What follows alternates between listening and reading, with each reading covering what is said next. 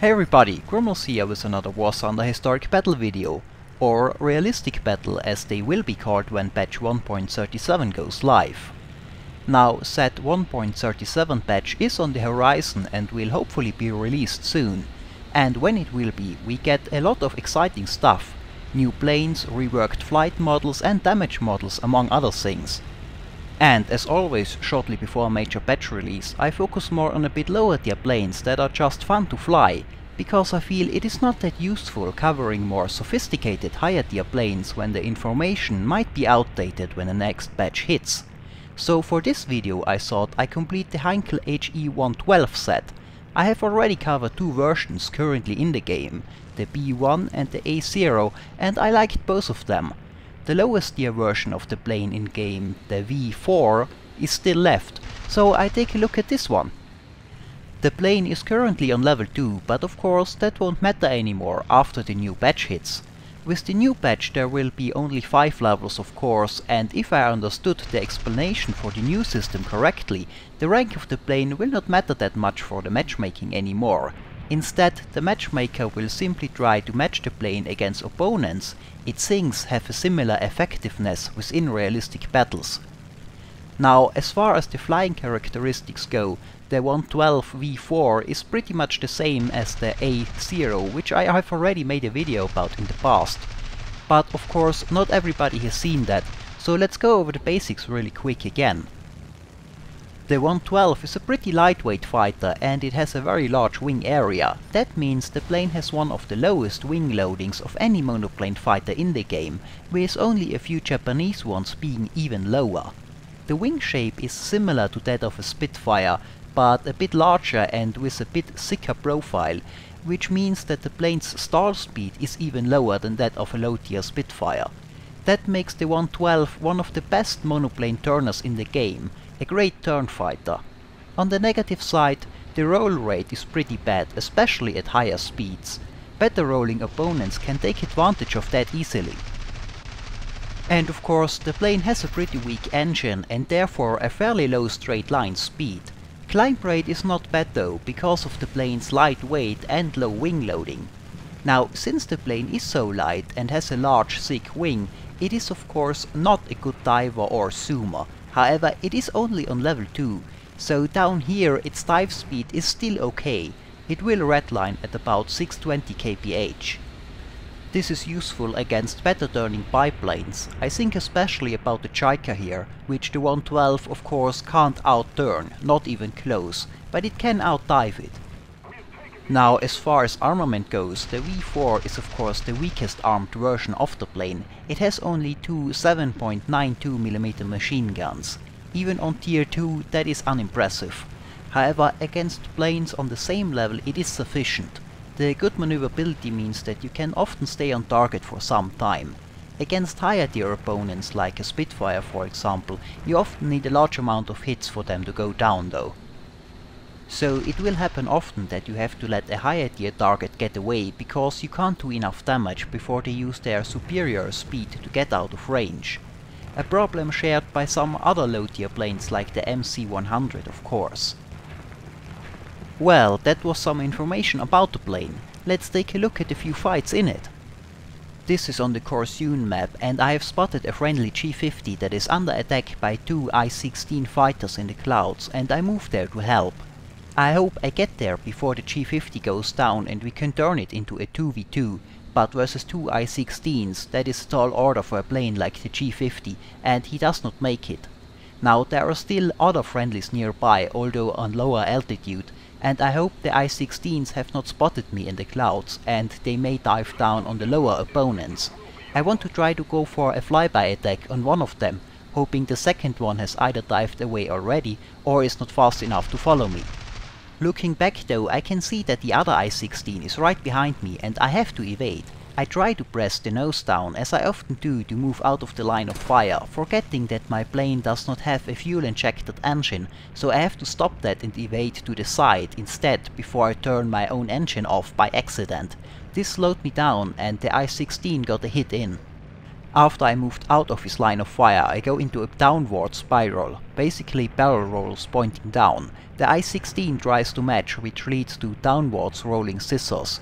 Since the roll is pretty wide, I have the advantage in this maneuver because of my tighter turn radius and because the rate of roll is not that important in wider barrel rolls.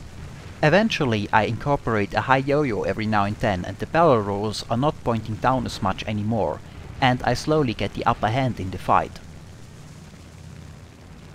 So eventually I can get behind the I-16 and I get a few shots off and a few hits. Now he evades doing a much tighter barrel roll than we were in before, and since the roll is tighter, the rate of roll of the aircraft matters more, and I cannot follow this move directly as the 112 roll is too bad for it. So to get around that, I instead pull up into a looping to attack from above, and when I get back down I get another hit in while I pass him, and then pull up into a second looping. And when I come back down, the I-16 is just pulling up into the vertical himself. But this time I can just follow him and go right after him. Now, while I was fighting this I-16, the other one, as I had hoped, was apparently focused on another teammate, and just when the first I-16 crashes, the second one is coming back into the fight. The first opponent is going down just in time. As soon as he is and I look for the other one, I can see that he is coming in to attack me, and I can avoid his fire and go after him. He is pretty low and slow though, so I can get behind him with a barrel roll pretty easy and start attacking. Now, one lesson I took away from this fight is, don't forget what kind of engine you have.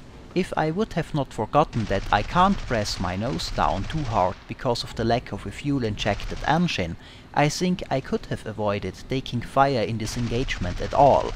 That is of course easier said than done.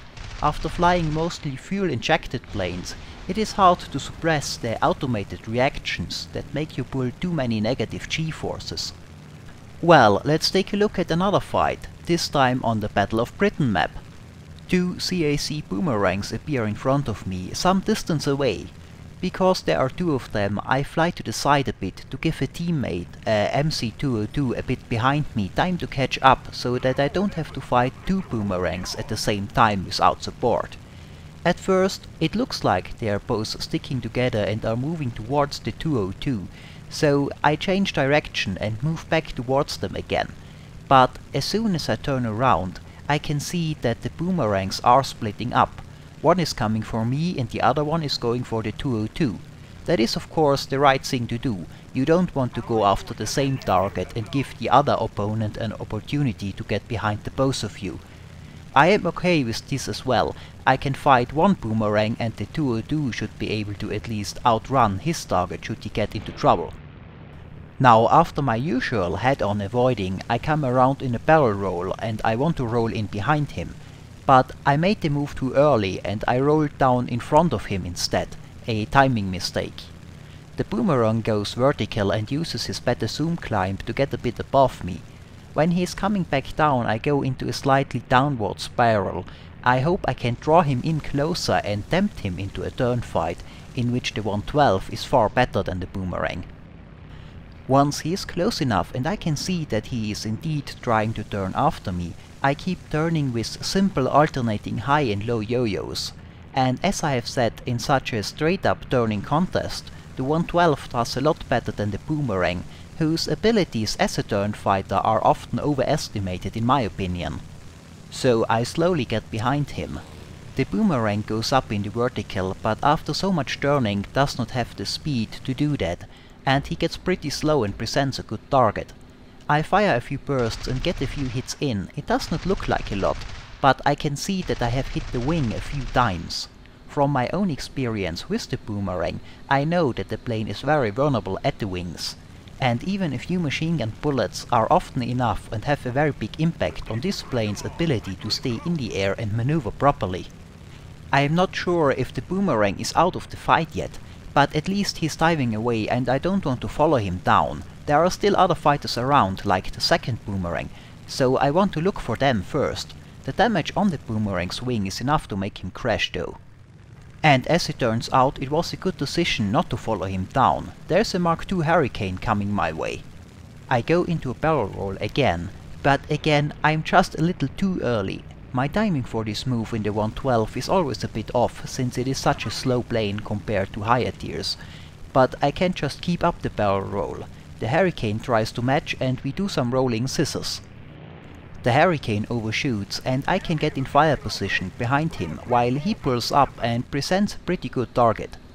I get lucky and the first salvo hits the engine and sets him on fire. Then I have to pull pretty hard though to keep from colliding.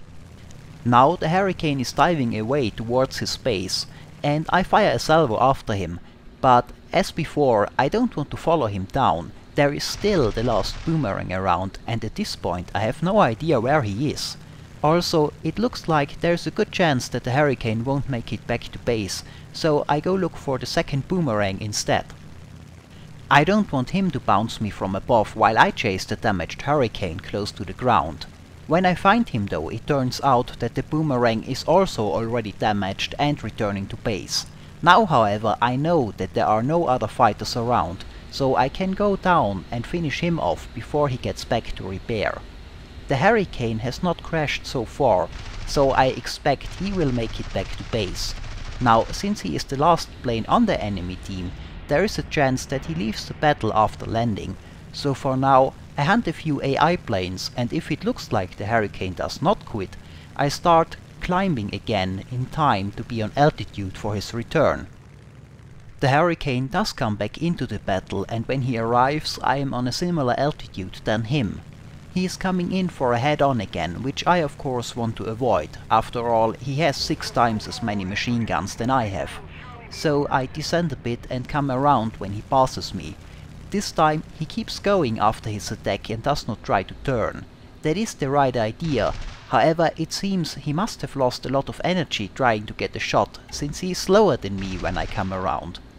I fire a few shots after him and he goes into a split S and comes back towards me, but I can just do one of my own and get behind him when he passes below me.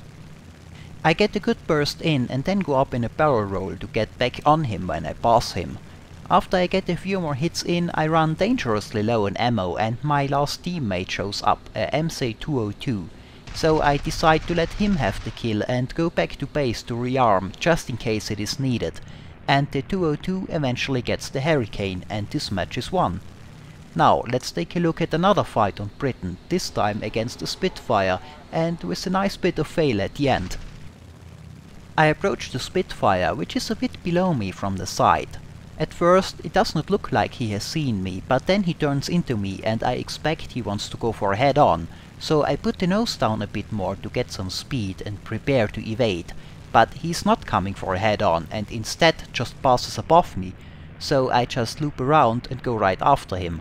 The lightweight 112 has a pretty good energy retention in maneuvers like this, and I come back down on his tail. I get a few hits in as the Spit turns and he goes into a split S.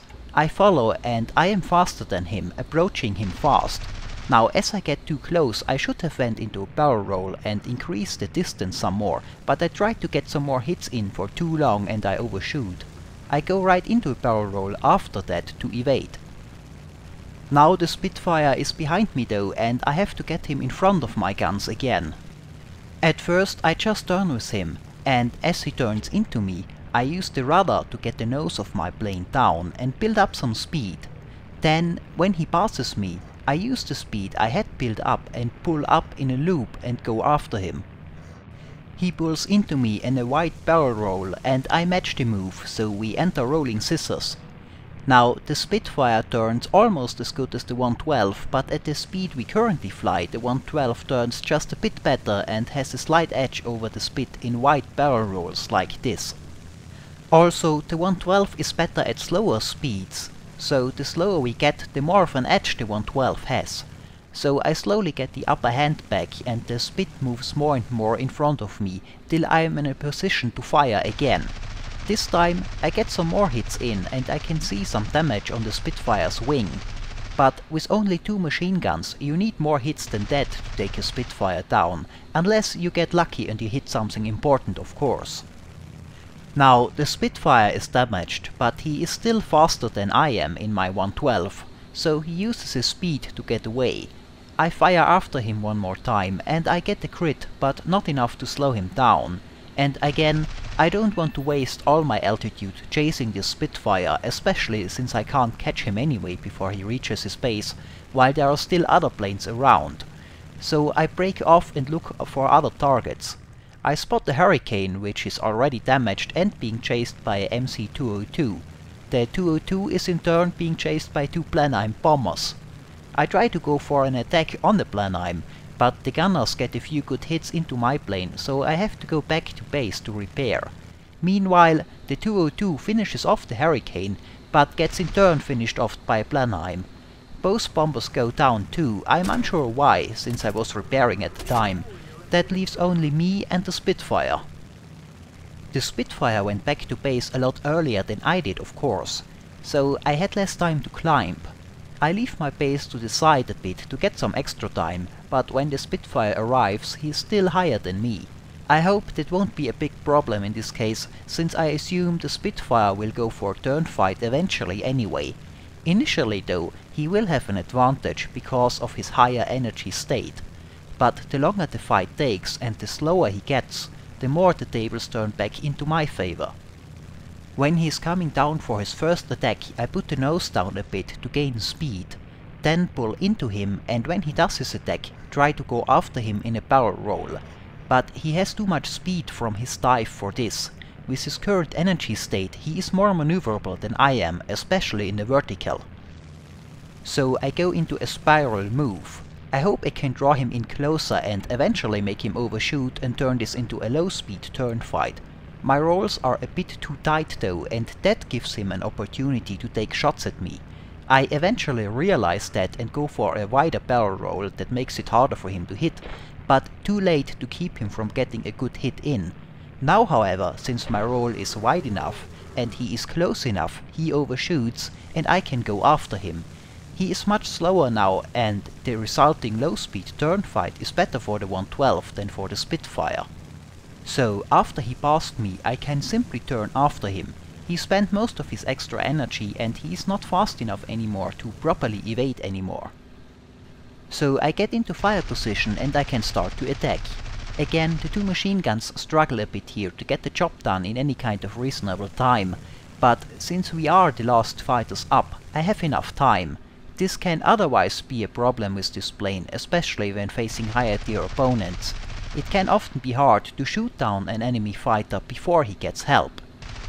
Now I get pretty close to him, and I don't want to overshoot again, like in the first fight, so I pull up sharply, firing while he passes my sights, and I can avoid to overshoot this time. And then I roll around and go after him again. Now here I was afraid he might be able to outrun me again, but he did not have enough altitude to speed up enough and he is still turning a bit. I try to get a few long-range shots in, but most of them go a bit too high. But as he turns, I can close in again and get some more good hits in. After a hit on longer ranges, he tightens up his stern even more, presenting me with a good opportunity to fire. Now as we turn over the water we get slowly lower, and here we have a pretty nice fail on my part. With the damaged wing I roll a bit more than I would have wanted, and I misjudged the inertia of my plane, and as the Spitfire finally goes down I follow him straight in. Luckily for me and my team, the Spitfire went down a split second earlier, so we won the game anyway. Well, that was some Heinkel 112 footage. As always, I hope it was entertaining, thanks for watching, and maybe I'll see you next time.